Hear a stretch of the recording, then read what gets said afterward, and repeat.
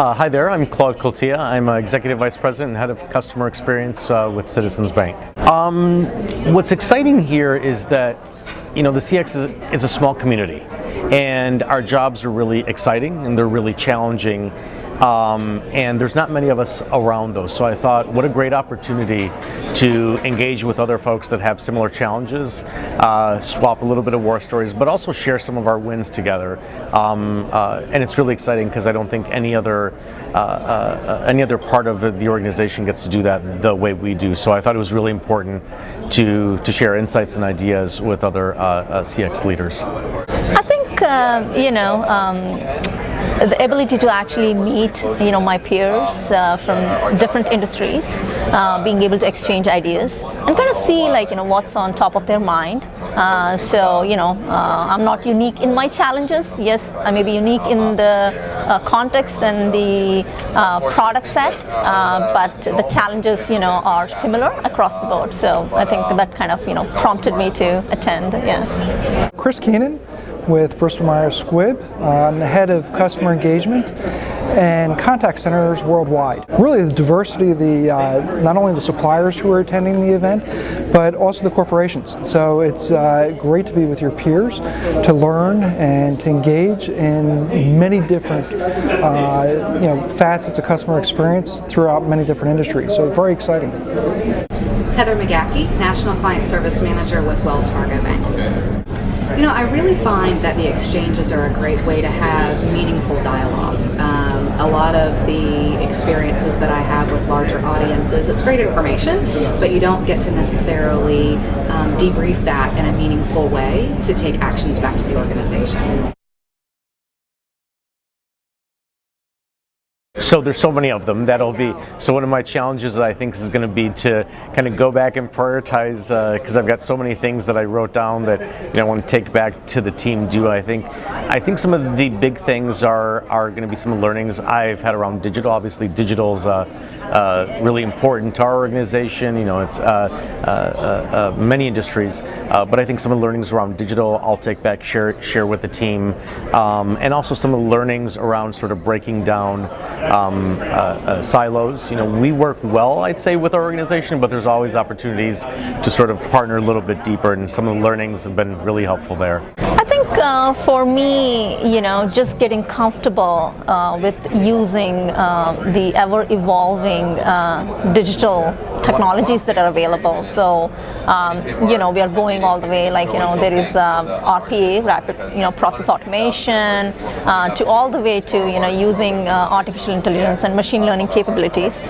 coming from, Google, where that's definitely something that we take pride in. So how do we employ these technologies to really create those, intelligent and immersive experiences? So I think that for me is the key. Well, within 2017, 2018, I think the emergence of leveraging artificial intelligence and the many components that exist within artificial intelligence to truly drive a better customer experience. I think the technologies that are evolving, we have to start adapting to our call centers, but also to our engagement strategies holistically.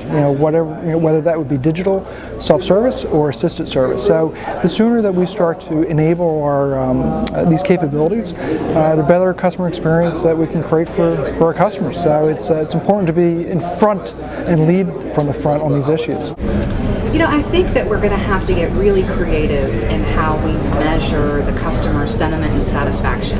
And so I think some of the creative ideas that we've been hearing from some of the solution providers are really helpful in figuring out some of the more traditional methods that may be waning, and some of the ways that we will move forward to gain that sentiment in a meaningful way that helps us understand really what the customer's experience truly is.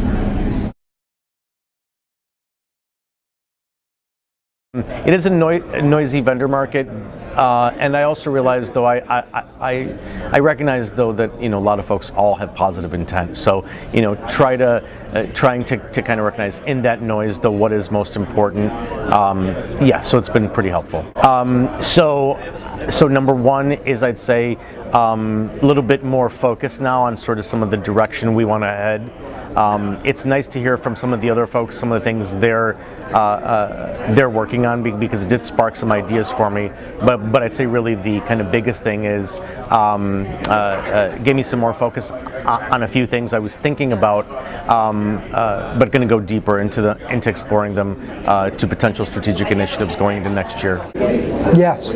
Yeah, no, that's one of the things I actually love about the environment here is really matching what your needs, your problems are to solutions. And the ability to be able to set that before attending the event is one of the reasons that these exchanges are so successful, I feel. Because you can go into much larger conferences where you know what your problems are, but no one else really does. And so everybody wants to talk to you without even knowing what you're trying to solve for. And I think what the exchange does is solve that problem. Yeah, I think the exchange model is really helpful in bringing together not only a like-minded, like-positioned group of people so that the exchange of ideas is really relevant. I also think that the exchange allows for meaningful dialogue between solution providers and participants. Again, very like-minded, a really targeted audience, and so the discussions are much more fruitful. Yes, I would. I think, because it's a more an intimate setting that really allows you to get to know their work and them as a person, as opposed to, like a huge expo. Oh, absolutely. Absolutely. Absolutely would.